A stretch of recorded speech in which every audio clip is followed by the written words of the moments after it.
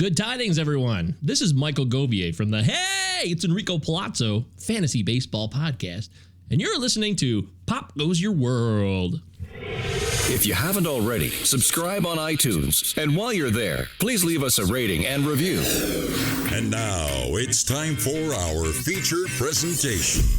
I'm Chris McBrien, and the pop culture from Generation X is everything to me. And I'm Derek Myers, and I'm here to educate Chris on the great pop culture of today's generation. Episode 263, Pee-wee's Big Adventure Movie Review.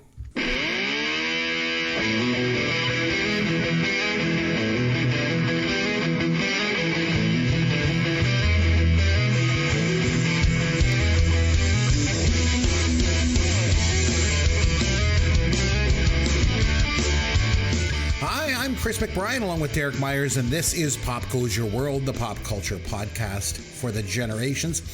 It's still summertime, so that means, Derek, you and I are pretty busy outside the little show here. So we've been away for a couple of weeks, but we're back this week with a movie review.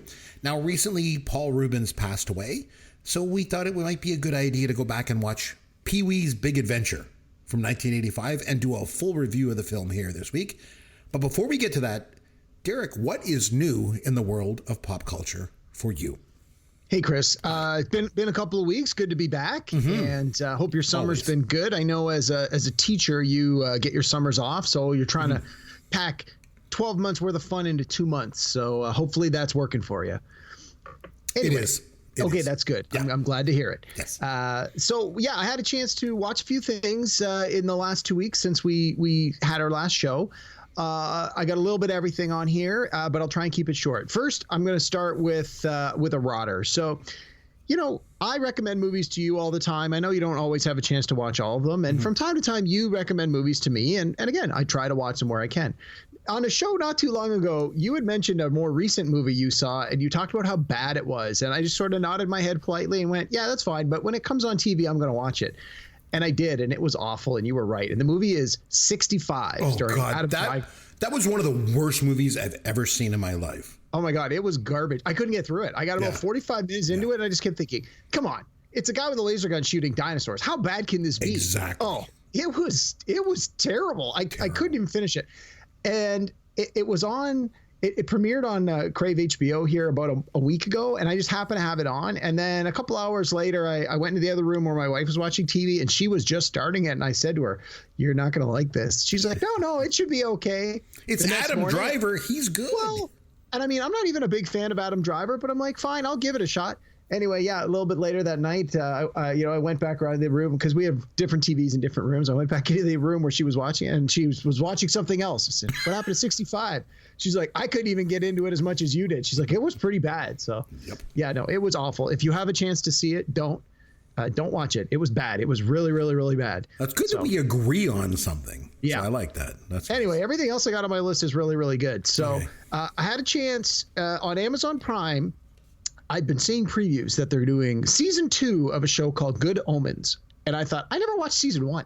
So I went back and watched season 1. It's 6 episodes.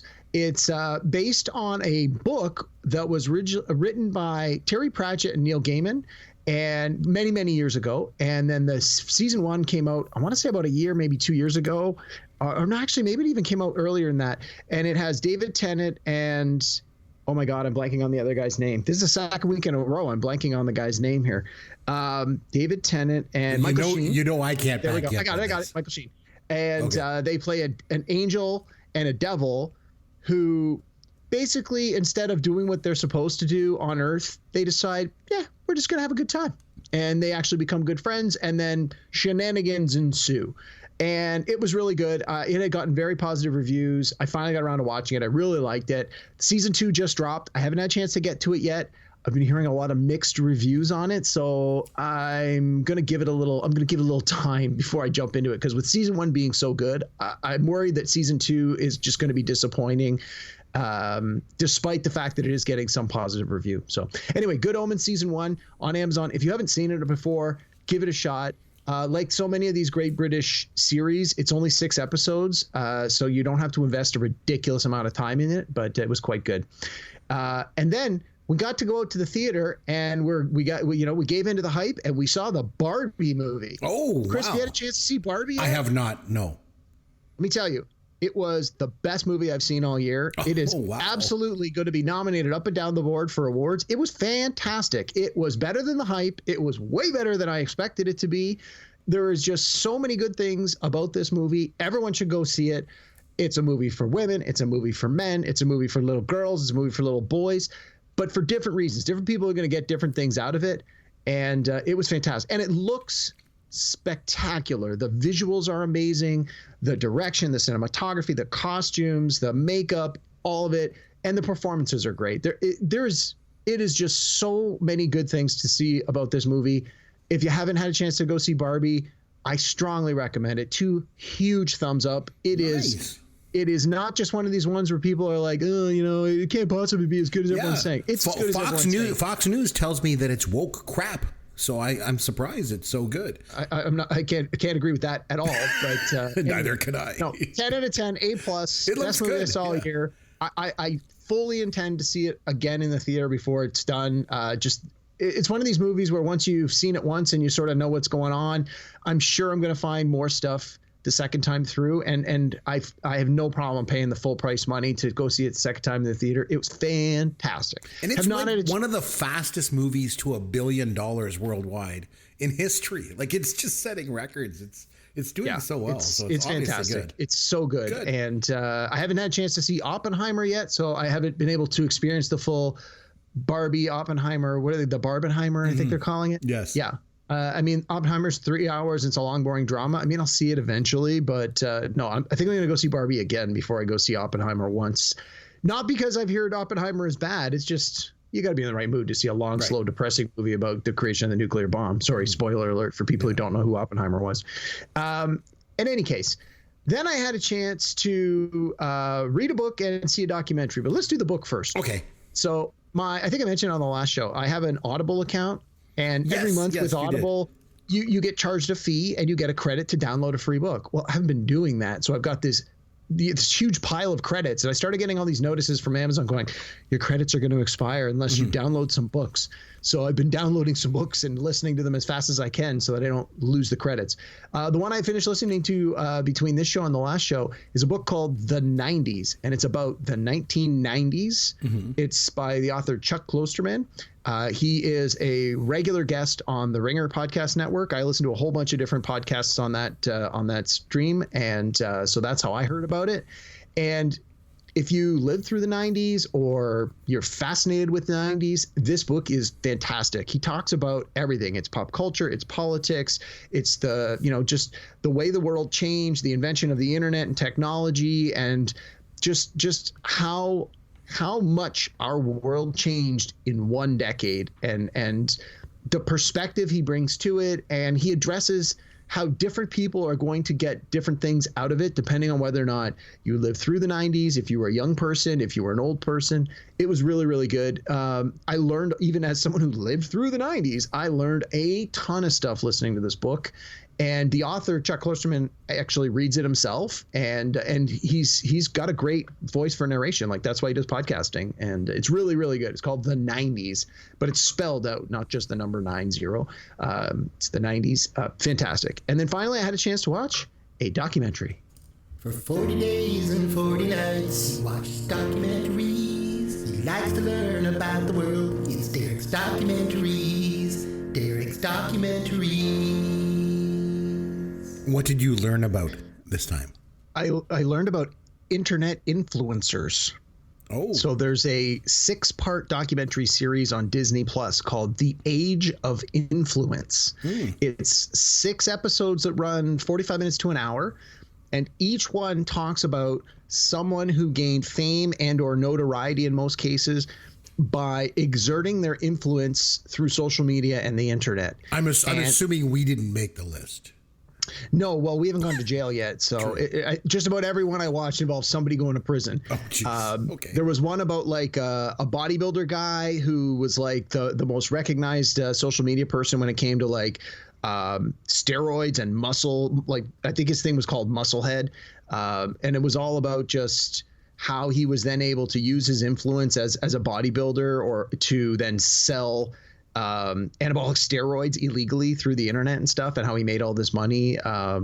There was anyway, there were 6 episodes. I can't even think of what they all were right now, but that was the one I watched last. So that's why it's sort of top of mind, but it was fascinating. Some of the topics were a little less interesting to me, but some of them were just riveting and fascinating, and I couldn't stop watching. It was so in some cases it just seemed so obvious what these influencers were doing, but I suppose in the moment the people that followed them wanted to believe that what they were saying was true. And in every episode the influencer goes on to do something despicable, and usually it involves swindling people out of money, stealing money, conning people out of their hard-earned cash.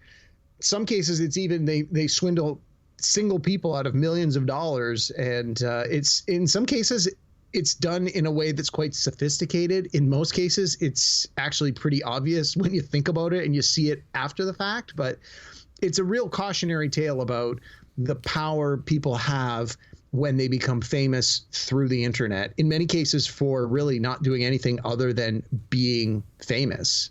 But yeah, anyway, 6 parts, Age of Influence on Disney Plus. I think it dropped late last year, so it's less than a year old, but no, quite good. So awesome. Yeah. What about you? What'd you have a chance to watch? I got.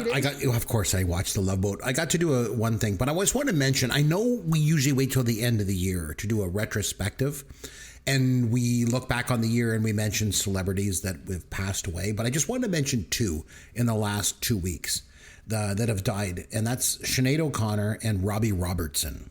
I thought they were both amazing, almost geniuses in their own right. And they were also both from a bygone era, they're both Gen X sort of staples. And so I just wanted to mention that both of them, like when Sinead O'Connor died, I think a lot of people always remember her for Nothing Compares to You. But I always liked that song, The Emperor's New Clothes. Yeah. It was such a good song. It's a good song. Man, I like that song so much. And Robbie Robertson, of course, guitar player for the band. He's Canadian. It's great. But I also liked in the 80s when he kind of went back to his roots, with his native roots, and he put out that album. The one song, Somewhere Down the Crazy River, that was just like a bizarre, weird song, but it was pretty good. But I really liked Showdown at Big Sky. I always liked that song. I don't know. I always thought Robbie Robertson was just great. So I just wanted to mention that those 2 celebrities died, and I thought they were both great. And now I mentioned at the top, the summers are very busy for you and I, and it's hard, for us to get to recording a show every week.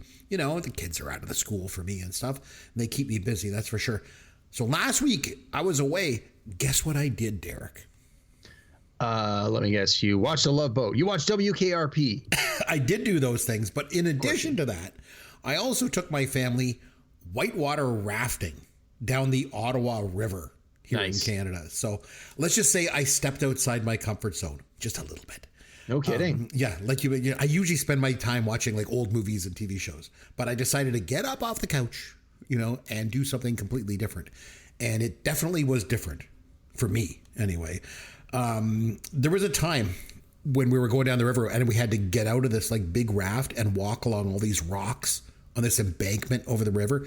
I don't like heights, and I'm not exactly sure-footed, let's just say. So it was really difficult for me, but I survived and I did it. And but anyway, how does this relate to pop culture? Here's the thing: we went down the river, and no banjos. There was no hillbilly inbred playing dueling banjos, and no hillbillies trying to make me do a Ned Beatty impersonation. So, well, I was going to say, you're no Burt Reynolds, bud. Sorry to tell you. Yeah, exactly. Well, but I got this. Here's your dad joke of the week. So I figured, since we're going back and we're going to review Pee-wee's Big Adventure this week, that I do a Pee-wee Herman joke for you. Okay. Keep it clean, family show. I'll do my best. No promises. Mm-hmm. So Derek, what do John Wilkes Booth and Pee-wee Herman both have in common? Oh, I'm sure it's going to be something inappropriate at a theater. Lay it on me, Chris. I don't know. What do they have in common? They both in a theater. I was close. I was so close. Roger Moore is James Bond. I think it's really funny that you can say octopussy, but you can't say hey, this is not cool. I was a real nerd. No kidding. Here's a song, here's a song, here's a song. Oh, stop playing that damn. Stop it. I was like, oh my God, what's going on here, dude? Your wife has got great taste in pop culture. They're definitely phony baloney, but you just have to accept them. I mean, she's no Ryan Reynolds. This is what's big now. Back in the day. You can look at me all you want, but you're not touching me because you're a gross old man. Okay, so let's just go ahead and get this out of the way before we get to the movie. Paul Reubens. Now, he just died in July from cancer, and he didn't disclose that he even had that illness to the public. But as much as Pee Wee Herman was this ingenious character and so well done, Paul Reubens, obviously a very talented guy, but he was also a very troubled guy. So, back in 1991, he was arrested in an adult movie theater in Sarasota, Florida, for, how can we say, exposing himself. We'll just say that. So he was doing something in public that's normally done in private. All right, let's go with that. And it wasn't even the first time that he'd gotten in trouble in Sarasota, because like 20 years before that, he was arrested for loitering and prowling around an adult movie theater. I don't understand the 1991 arrest, because by then there was home video. VHS was a thing in 1991. So if you wanted to watch an adult film, all he had to do was get a VHS copy and watch it at home. You know, there was no need to go to an adult movie theater in 1991. Like, you know, I mean, and not that I'm approving of it, but at least the 1971 address or the arrest that he had. There was no VHS back then. So if you wanted to watch that kind of stuff, I mean, you had to go to one of those kind of theaters. But by 1991, like, what the hell was he thinking? And he's famous by then. Like, just dude, stay home. You know? I don't know. Maybe it was the friends you make along the way. Maybe it was the social experience of being around other people. I don't know. Yeah, they always say that out there. They always say it's better to watch a movie in the movie theater just for the whole shared experience. The shared movie going experience. Now, just to be clear though, and I don't know the answer to this, and maybe you do, maybe you don't. Mm-hmm. This is one thing that I never felt was clear, but was implied, if it wasn't true or not, was the adult theater he was in was not all men, right? Like, it wasn't a gay porno theater. No. As far as I know. No. Okay. Because I think that was sort of implied a lot, that it was like that angle. And I think that was part of why it sort of had this stigma to it in the 90s, is, you know, that was clearly less acceptable than it might be now. The being gay, not, you know, doing what he did. But yeah, that was always sort of seemed like a gray area. Like, the media sort of didn't come right out and say one way or the other, but I always felt like that was sort of the implication, and that might have been why there was so much outrage, because you know, wrongly, of course, people in the, you know, 70s, 80s, 90s even often associated homosexuality with pedophilia, which, you know, is not the case, but they were always seemed to be painted with the same brush. And the fact that his persona was primarily geared towards children, that his character was basically like a man-child, the implications that there might be some gay connection, I think, really freaked people out. And I think the fact that those details were not accurate was unfortunate, and his career clearly suffered for it. But that was always part of the what was said versus what was unsaid part of it. At least that was always my sort of takeaway. Absolutely. And interestingly enough, in 2002, he was arrested for possession of child pornography. Now, apparently it was the Rob Lowe sex tape that he had. So if you're not aware of it, back in the 80s, Rob Lowe videotaped himself having intercourse with his then girlfriend, who was a minor. So this qualified as child pornography under the law. But the charges against Paul Reubens for possession of child pornography were eventually dropped. But they also found all this, like, he had this possession of like this old erotica. So he was charged with possession of lewd material. But again, there's a lot of murkiness about the whole thing. But the bottom line is, he was obviously a bit of a troubled guy. And no matter what your fetishes are, when you're famous, you have to be careful. Yeah. And in his case, he wasn't. And it cost him his career. You know, I mean, by the time he was arrested in 91, Pee-wee's Playhouse had already been canceled, I guess, but maybe his career was already over. I don't know. But you and I have talked about how difficult it is sometimes to separate the art from the artist. What are your thoughts when it comes to Paul Reubens? So, I mean, I always enjoyed his work. Like I was sort of the target demographic when he was big, when Pee-wee's Playhouse, like when this movie, Pee-wee's Big Adventure and Pee-wee's Playhouse were on TV, like I was 10, 11, 12 years old. Like that, I think, was the audience they were shooting for. The comedy was like geared for younger people, but I never got the sense it was geared for like little kids. Like it worked for little kids because there's a lot of visual things that little kids find amusing and funny. But I found the humor was, in many cases, it was implied, or there was, it was more like smart humor. You know what I mean? It wasn't just, the traditional and fart jokes and funny noises. Although he did the whole thing where it's like, let's scream real loud at the secret word and things of that nature, which appeal to people of all ages. But I always found that he was unique and interesting. To your point, he created this persona. My understanding is he sort of started in stand-up and sketch comedy, and it's like that's a very difficult and competitive arena. So you really need an angle or a bit or something that'll separate you from the pack. And the character of Pee Wee Herman, the way he dresses, the way he speaks, his affectations, the way he looks, that he's essentially that man-child. Like there was nothing else like it. It filled a void that people maybe didn't know they needed to have filled. Right. No implications there. But I always enjoyed his work. And then when all of this came to light, by then I was, late teens. And at that point, I'm just like, oh, well, poor guy. This is what happened to him. Wah. And I went on with my life. But then later in the 90s, in the early 2000s, he started to appear in things again, smaller roles, usually in a way that was sort of wink, sort of playing a little bit against the problems he had. And I don't think he ever really recovered from it. But I always found that when he appeared in something, even after, the things happened in the 90s, I never held it against him and never went like, oh my God, I'm not going to see that. He's in it. Like, so what? Again, if the things that he did and the things he was charged with happened today to a person of that same sort of that age, that gender, and those locations, who cares? Like, we've moved on as a society in a lot of places where it's like, so what? The guy likes to dick at a movie theater. Like, he shouldn't be, but no one's losing their career over that anymore. So you mentioned that he started out as a stand-up comic. He actually got involved with the Groundlings. They were basically like the Los Angeles version of Second City. And he auditioned for Saturday Night Live for the cast right after the initial cast left, like in 1980, and he didn't get the gig.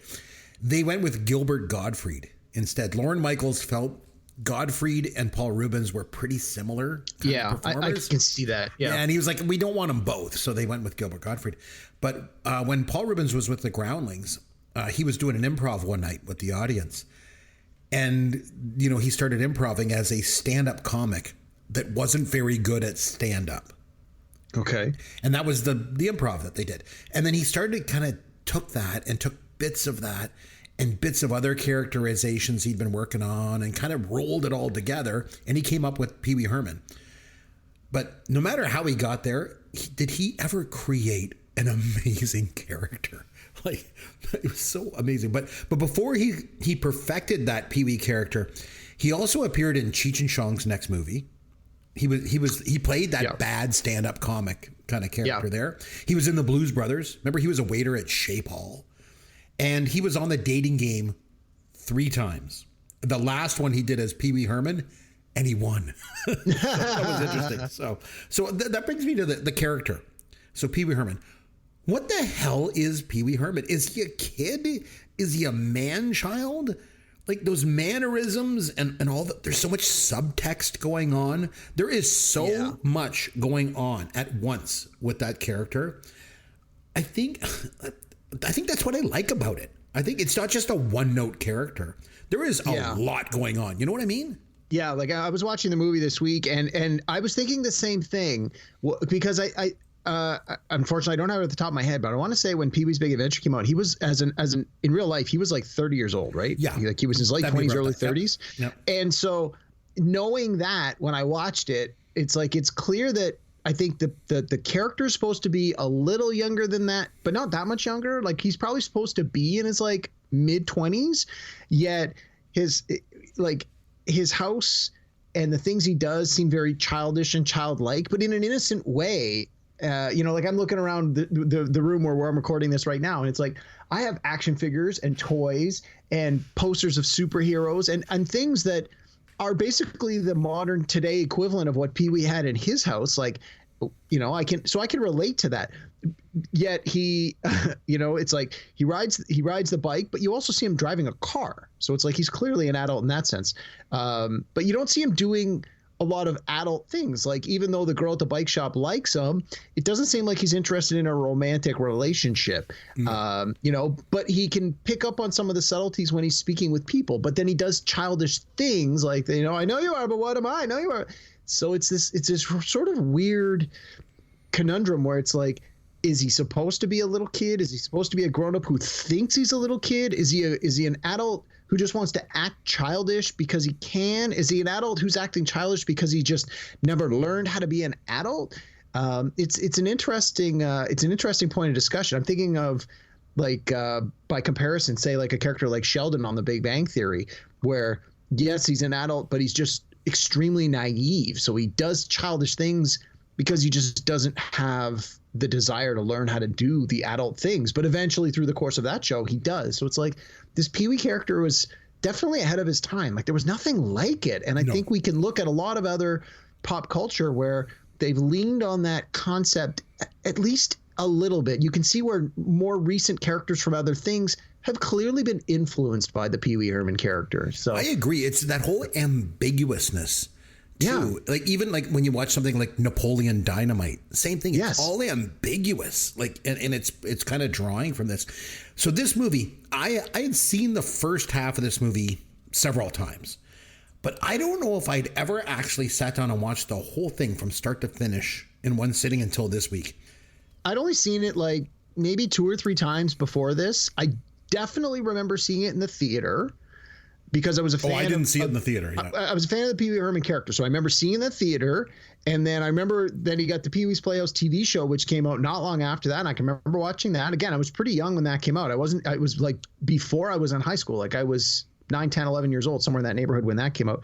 And then I've probably only seen the full thing start to finish since 1985, like 2 or 3 times. But to your point, if it's been on TV or I flicked around, I've seen bits and pieces of it many times. Certain scenes come up more and you're like, oh, I'm just going to watch this scene and then I got to run. So yeah, to your point, it had probably been, 15, probably between 15 and 20 years since I've actually sat down and watched it start to finish. Well, for me, like I said, I don't think I'd ever watched it in one sitting. So having seen it this week for the sort of first time with the whole thing, this movie is absolutely brilliant. Yeah, I liked it way more now than I think I did. I think that a little bit of age and a little bit of context have gone a long way to my appreciation of what this movie was trying to do in 1985 and how it's I think it's gotten better with time. One of the single most unique films I've ever seen in my entire life. I could say that. So it was written by Paul Reubens and Phil Hartman. I was shocked to see Phil Hartman had a writing credit on it. Well, Reubens and him were friends because they both did The Groundlings together. Which I didn't know that. Yeah. And then the director, we got to talk about Tim Burton. He was the perfect director for this movie.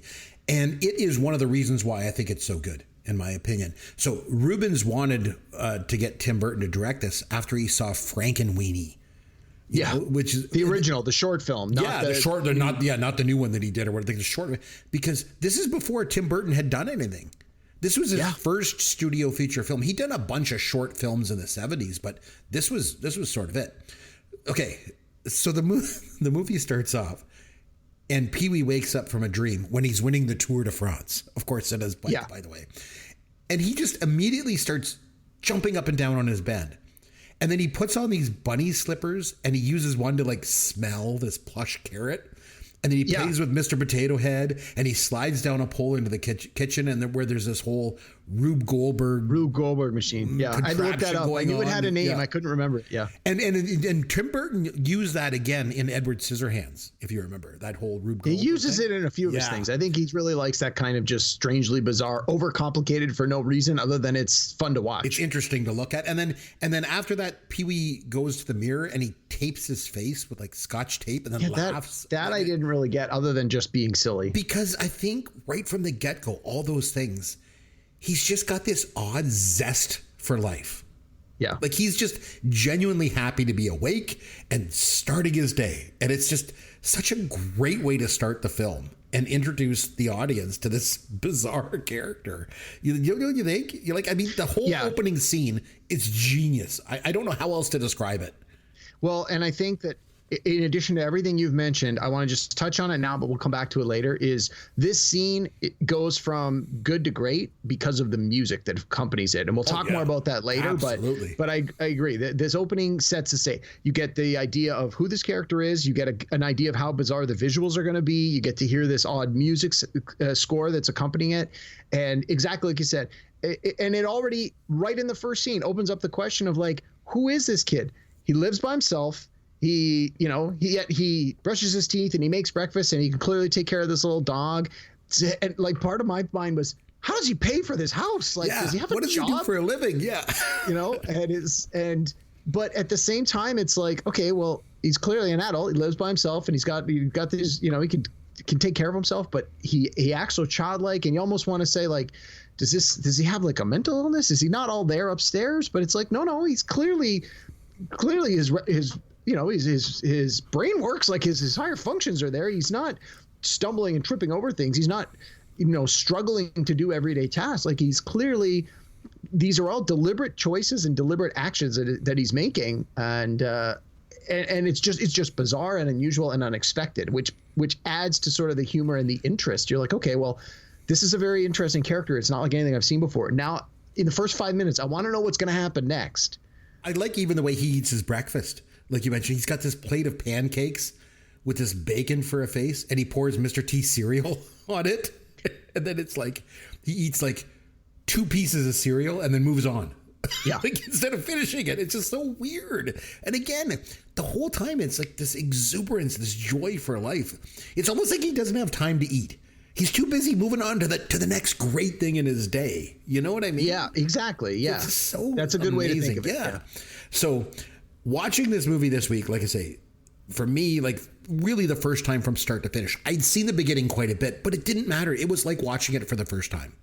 There's so much going on in this opening scene. I think you could watch this movie 100 times and still feel like it's fresh when you watch it. There's so many little details. And again, that is a credit to the people that made this film, the writers, the directors, the production people, that there are things there that you are going to just glance past and not even notice it, but it's there for a reason. It's important to help establish the story, the character, the setting.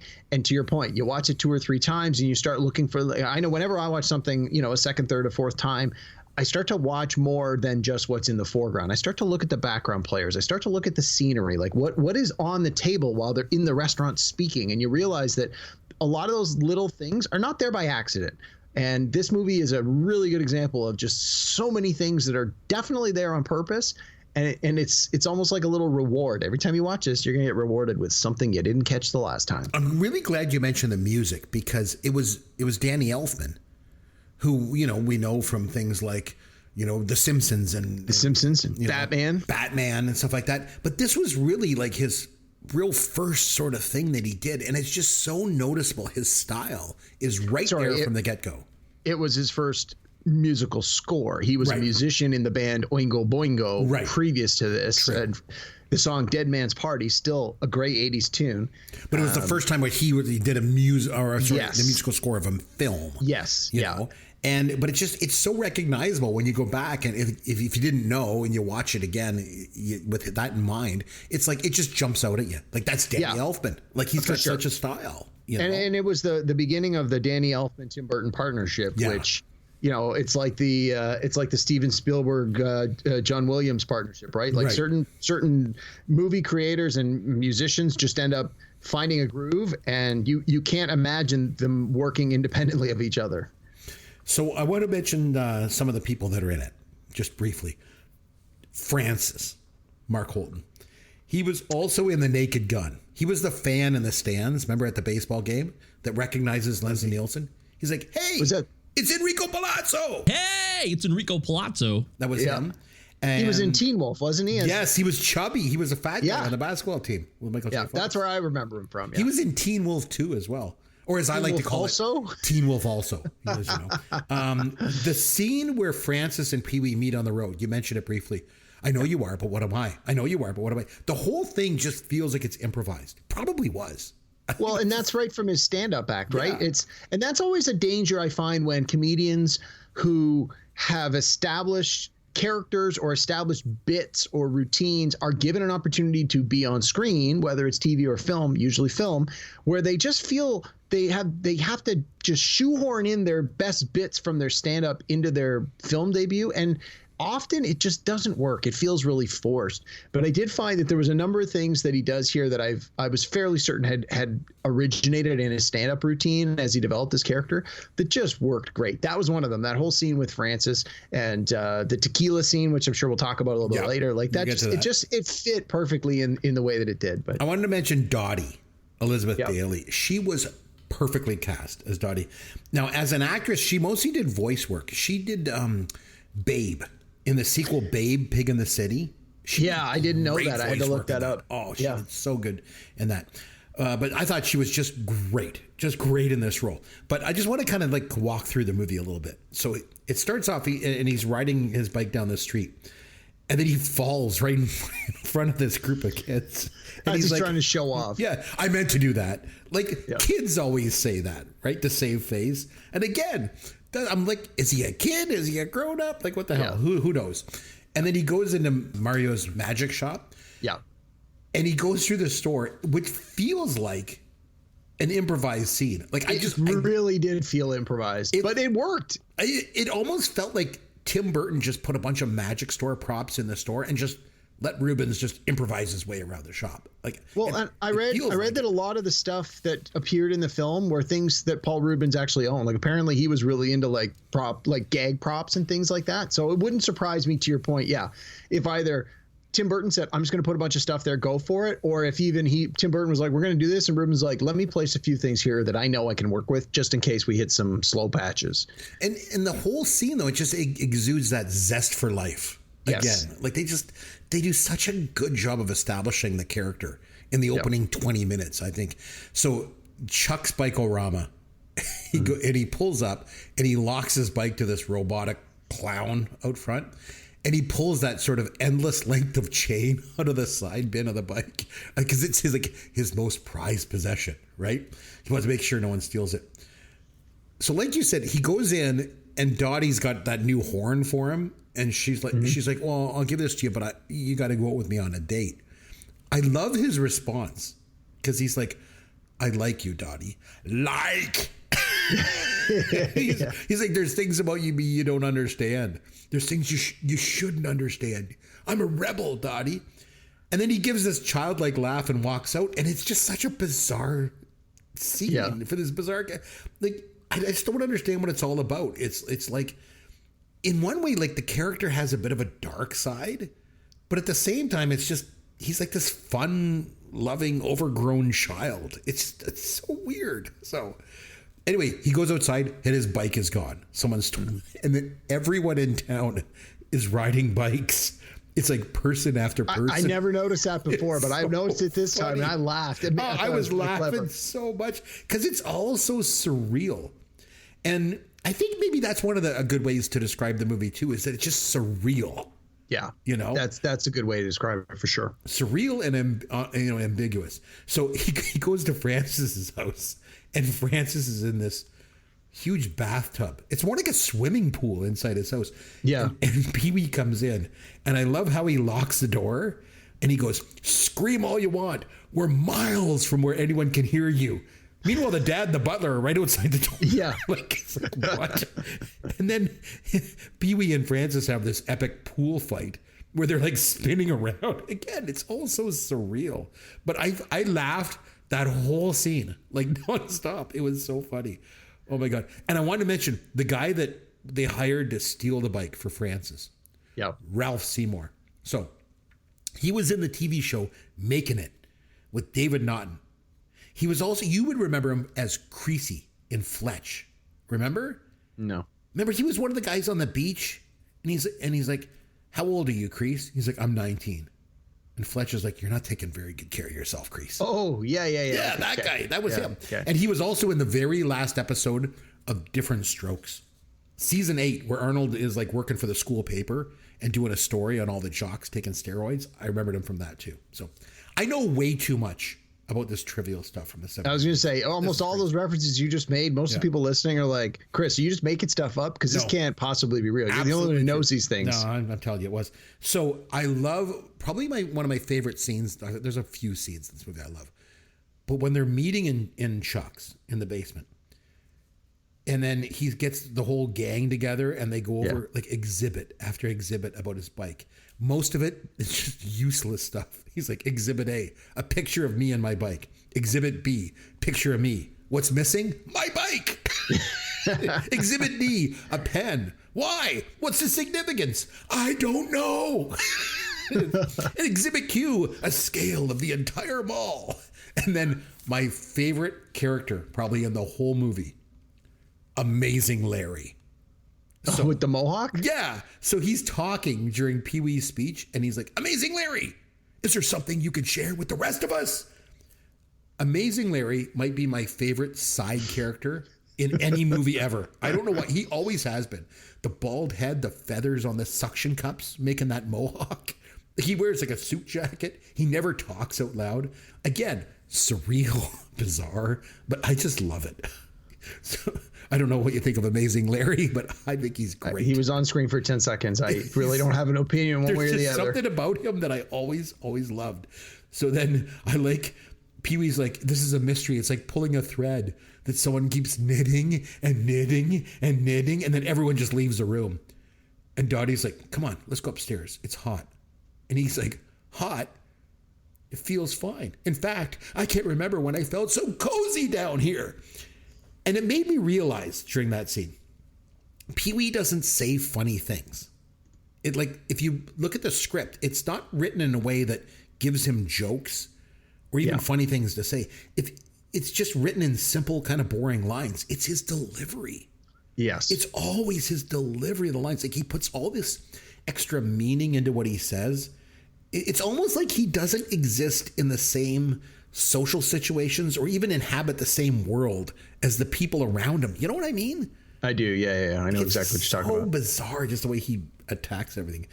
So the scene in the alley I like too, when he's walking down the alley and the way Tim Burton directs the scene, it's really visually interesting because he casts this menacing shadow on the back wall and this group of thugs come up to him like as if they're going to mug him or beat him up or something. And he just hisses at them. And they scatter, you know, again, the character has a dark side, you know? Yeah, exactly. And again, I think that is, I think that's a credit to Paul Reubens. It's not just a one note character. I mean, typically it sort of falls within a range that you've pretty much come to expect, but occasionally he steps outside of that a little bit. And that scene where he's in the alley and it's all wet and he's raining and that's not what you're expecting to see from him. But the fact that he does it in a way that you still believe that it's him, it worked really well. Originally, when he was developing this character, it was supposed to be even much darker. Like when he first sort of came up with it, like he had the character doing things like, not necessarily in this movie, but just sort of like outside of it, like doing things like looking up girls' skirts with mirrors on his shoes and stuff like that. But they eventually like realized that the character needed to be more innocent and appeal to kids. But that dark side still kind of lingers there, you know? And I don't know. I think it adds to the appeal of it. So the psychic sends him to the Alamo because she sees the sign Al and Moe's basement prices. Yeah. Which I thought was funny. So he meets one of my favorite side characters too, Mickey. When he gets in the car with Mickey, the fugitive, and then I love when Mickey asks Pee Wee to take the wheel because he can light up a smoke. Yeah. The look on Pee Wee's face when he's like kind of driving the car, he gives this kind of weird laugh because it feels like maybe he's never driven a car before, like just a bike. Again, is he a child? Is he a grown up? I don't. And then they get pulled over by the cops. Mm-hmm. I laughed so much during this scene because Pee Wee is in a dress. Yeah. Mickey's got the beard and the glasses, and they're like disguised as a married couple on their honeymoon. And I love how the cop says, "Step out of the car, ma'am." And Pee Wee's like, "Something wrong, officer?" And the cop's like, "No, I just wanted to check you out in that cute outfit that you're wearing." Yeah. Like, what? Jeez. And Talk about 80s. Like, I know. Holy cow. And Pee Wee just plays it up, right? He's like, he poses and he's like showing it off and take a picture to last longer. Again, something a kid would say. But and again, that's as far as I understand, that's something that he's developed from his stand-up, because I think that line appears in some of his other movies and shows. Like that's something that becomes one of his staple catchphrases. But then he gets back in the car because the cop lets him go. Mickey right away rips off the beard and glasses. Pee Wee stays in the dress and he's just all happy as can be. And then even this like hardened criminal Mickey like just looks at him and just smiles. And it's almost like it's like everyone wishes they could be like as carefree and just love life the way that Pee Wee does. You know, like it's like he's not threatening and almost it's almost like he's like an avatar for joy. Like you see him and it's like you said, it's this innocence and this happiness, and it's like looking at looking at the world through the best possible way, the lenses, best possible lenses kind of thing. So and everyone he meets, clearly they take a shining to him, and he explains the story about the bike, and they're all like, not that we see him like that, obviously is happening off camera because they all reference it. Oh, I hope you find your bike.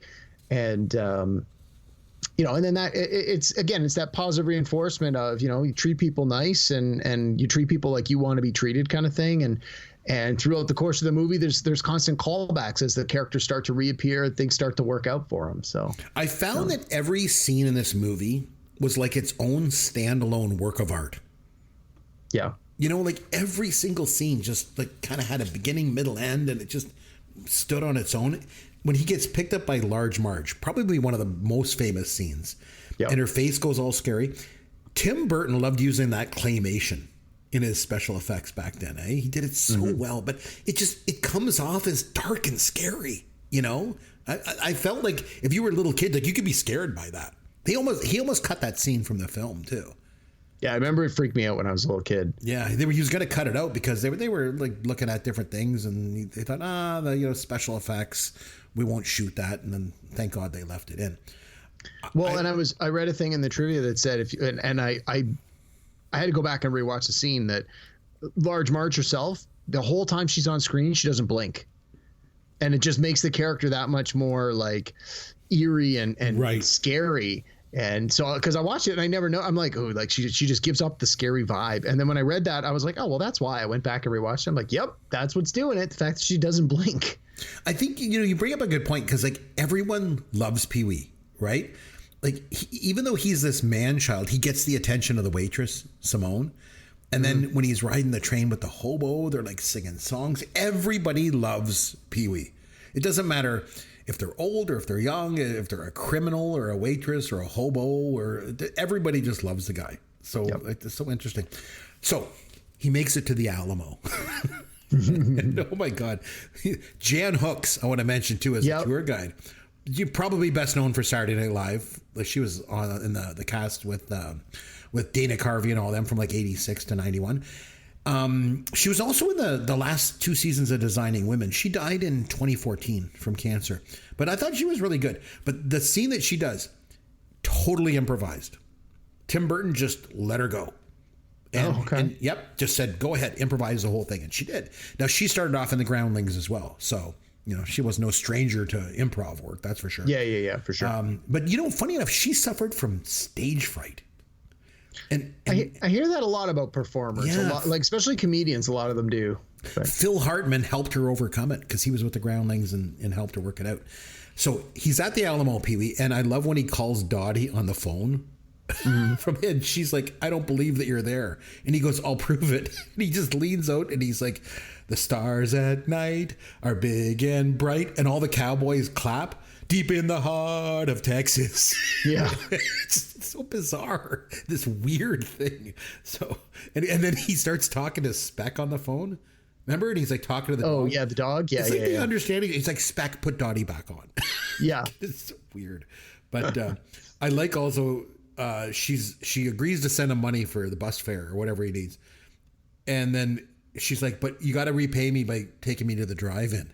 And he's like, oh, the call's breaking up. I got to go. And then he laughs.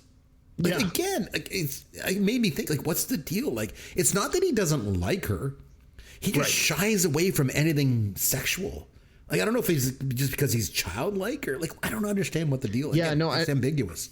Yeah, and I think that's part of what's left up for debate. Is it that he doesn't understand, like doesn't know, or is it that he knows but isn't interested in it? Like and they don't dwell on it, and they don't have to. And you take away whatever interpretation you want from that. But so going back to your Alamo for a second, I was reading after Paul Reubens died, I saw a lot of things on social media, and apparently the official Alamo website or Twitter account or Facebook group or whatever, they put a thing on there where they were like, R.I.P. Paul Reubens, Pee Wee Herman. They're like, not a day goes by where someone doesn't show up at the Alamo and asks to see the basement. Yep. And so they said, like, some things just, that's it. That's a part of pop culture that's never going away for the rest of, for the foreseeable future. People are going to go to the Alamo and ask about the basement because of this movie. Yeah. So. And how much did he drive tourism there in addition to what they already had? Right. Mm-hmm. Mm-hmm. So I also liked when he was in Texas, he goes to that bar and goes on the mechanical bull and he gets thrown and loses consciousness. And they're all around him there because everyone likes him, right? Are you okay? What do you remember? I remember the Alamo. And they all start hooting and hollering because everyone in Texas remembers the Alamo. That was so funny. And then I like when he goes into the biker bar and he's using the phone and everyone's loud. So he like shushes everybody. He's like, I'm trying to use the phone. Now, I don't know if you recognized, but remember the head biker girl came over and she's like, I'm going to kill. You see who that was? I didn't know until I read it after, but Cassandra Peterson, Elvira. She looks different because she doesn't have the goth makeup on. I recognized her, though. You don't see the cleavage and stuff, but I mean, I recognized her right away. So I love that he asked for one final request and he does that Tequila by the Champs. And you're right. That's not the first time he did that because he did that on the Gong Show. Oh, yeah. Back in the 70s with Chuck Berry. Yeah. So that wasn't the first time. He'd been working on that for a while and he incorporated it. But the thing is, just like everybody else, the bikers come to love him. Yeah. Right. I love it. They're like, here, take a motorbike and go back, which he promptly crashes. Yeah. And goes to the hospital. And then that's where he sees the Jason Hervey with his bike because he's like a movie star or whatever. Yeah. So I love, he goes to the movie lot. And the studio guard that he went past, I recognized him too because I was looking for everything in this movie. That was Bob McClurg. He was an actor from the Groundlings as well. Again, me with all my obscure trivia. He was Chicken Charlie in Cheech and Chong's next movie. Sure. His sister's Edie McClurg, from Ferris Bueller. Her, I know, yeah. So lots of Groundlings connections in this movie, obviously. The other thing too I noticed was there was a lot of quirky moments. Like we mentioned already how ambiguous it is and stuff. When he gets to the movie studio, remember there was one scene where there's the macho guy dressed like Iron Man, but he's got this high-pitched voice. And the woman with the flower headdress, it's got like the deep man's voice. It's all like so just weird and quirky. And I read after that guy that was in that like red armor, the knight's armor, he ended up being one of the recurring characters on the Pee-wee's Playhouse. So he obviously was friends with Paul Reubens. And then when he gets his bike and he's trying to escape and there's like a pink and a blue elephant blocking the alley, like it's so weird. And then I love the golf cart chase and Twisted Sister is shooting the music video Burton. Yeah. It kind of reminded me of like the end of Blazing Saddles on steroids, like when they go into the movie studio and all hell breaks loose. And then I love the pet store on fire. Yeah. he goes in to save like all the puppies and everything. He leaves the snakes and then he comes trip after trip with more pets. And then he gets the net to get all the goldfish out. And finally he comes out with 2 handfuls of snakes and just passes out. It's so funny. And then Dottie shows up with his bike and all he says is, my bike. And he totally ignores her. Yeah. And the scene calls out for him to kiss her, and he just doesn't, right? And then I like how they make the movie of his life with James Brolin as Pee-wee and Morgan Fairchild as Dottie. Yeah. It reminded me of the beginning of Austin Powers Goldmember. Yes. Remember when they had all these when they had Tom Cruise and Gwyneth Paltrow? Yeah, doing that. It reminded me of that. And Phil Hartman was in that too. He was a reporter interviewing Francis. Yes. Yeah. I recognized him. I mean, his voice is so distinct. I recognize him. I recognize his voice before I recognize his face. And then sort of the movie ends, James Brolin and Morgan Fairchild kiss on the big screen at the drive-in. Multiple times they're hugging and kissing. And I was wow, this movie has a lot of kissing. It's supposed to pull away, like any traditional Hollywood movie would pull away, and it would be the real Pee-wee and the real Dottie kissing. But it doesn't. It pulls away, and it's Pee-wee and Dottie riding their bike across the screen. Because it's got to be like that ambiguous, non-sexual thing.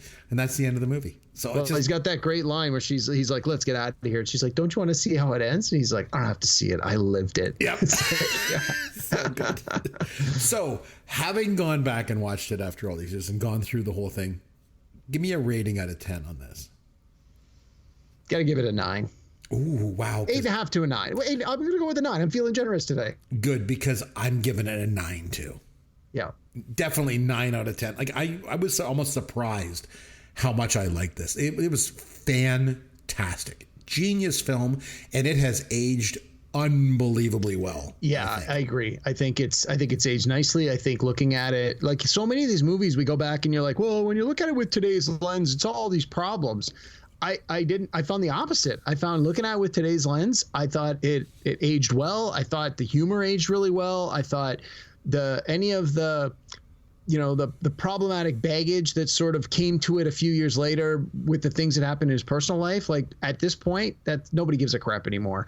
And I think you can really look back and seeing like how Tim Burton became a huge director and Danny Elfman became a huge composer. Like those things only helped make this movie age better. And it was really good. I was really glad we had an opportunity to go back and watch it. It's unfortunate that this was the circumstance that sort of drove us to do it. Right. But I'm glad we did it. I'm glad we did it as well. Yeah. 9 out of 10. I thought it was great. Okay, let's have some fun with Caveman. All right, Derek, this movie came out in 1985. Quite a year for movies. Now, I didn't go over the box office at the top of the show, which I usually do. But the number one movie at the box office that year was Back to the Future. Yeah, I was going to say, got to be Back to the Future. Yeah, and then Beverly Hills Cop, Rambo, First Blood Part 2, Rocky IV, and Cocoon were the top 5. Okay. Now, Pee-wee's Big Adventure finished all the way down at 15 because it made... That's still respectable. Yeah, pretty good. $41 million, just ahead of Brewster's Millions. That was a funny movie, too. And then what else we got? Spies Like Us was at 20. I like that one. Commando, Killing Fields, 22. And Teen Wolf was at 23. So that was a really good year for movies. Because I didn't even mention, there was also like Witness and The Goonies and Fletch and View to a Kill and European Vacation and The Breakfast Club. Like great year for movies. So we are going to play a little game here that I like to call... Pick the Flick. Yeah, pick the flick. You get the synopsis, then pick the flick. You get the year, pick the flick. Okay, I don't have to give you the year. I'm just going to give you the synopsis. You name the film because all of tonight's movies were from 1985. Oh, geez. This sounds like it's going to be harder than it should be. No, it should be easy. It was a great year for movies. It was a great year for movies. So I'm going to give you the synopsis, and then all you have to do is give me the title of the film, okay? Okay. 2 high school nerds use a computer program to literally create the perfect woman who promptly turns their lives upside down. Yeah, it's Weird Science. Okay, a teenager believes that the newcomer in his neighborhood is a vampire. He turns to an actor in a television horror show for help to deal with the undead. Nice. We actually did this movie on our show. It's Fright Night.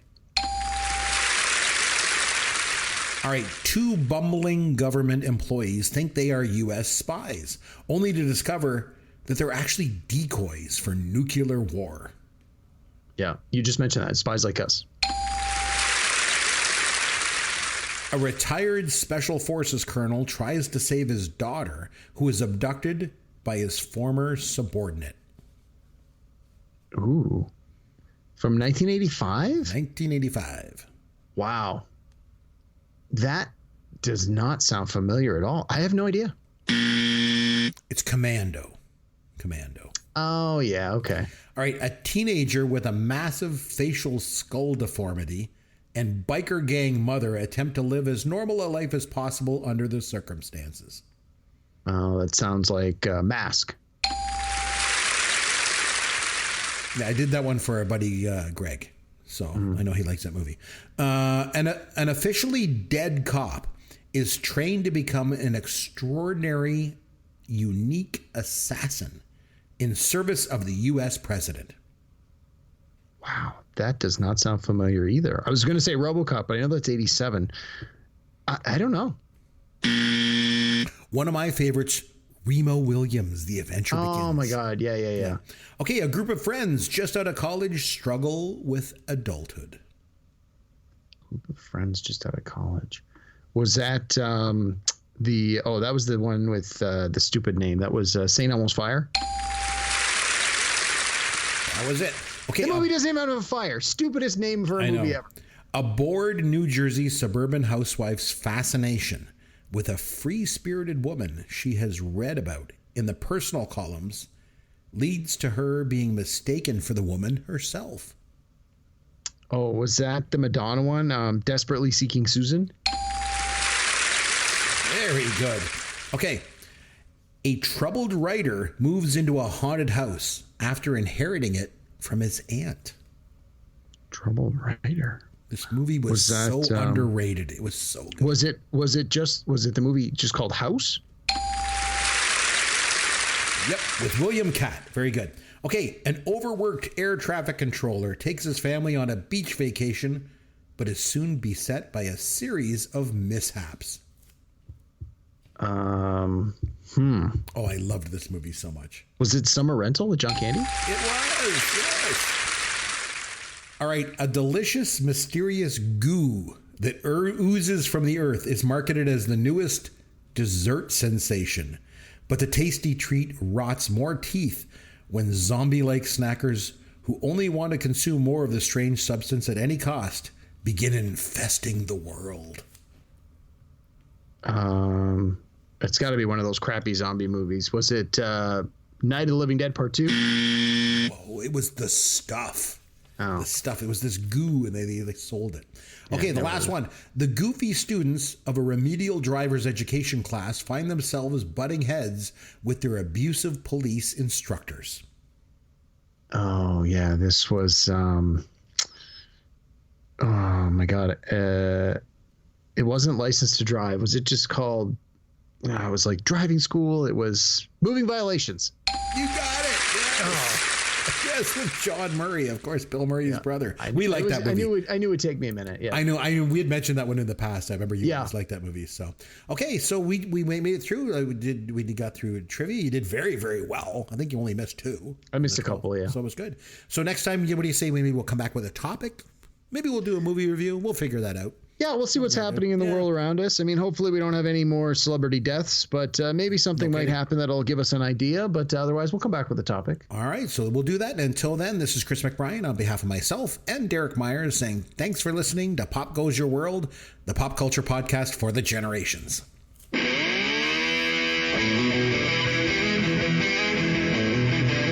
Thanks for listening to Pop Goes Your World. You can contact Chris and Derek at popgoesyourworld.com. Please take a minute and review the podcast on iTunes or wherever you download and listen to the show.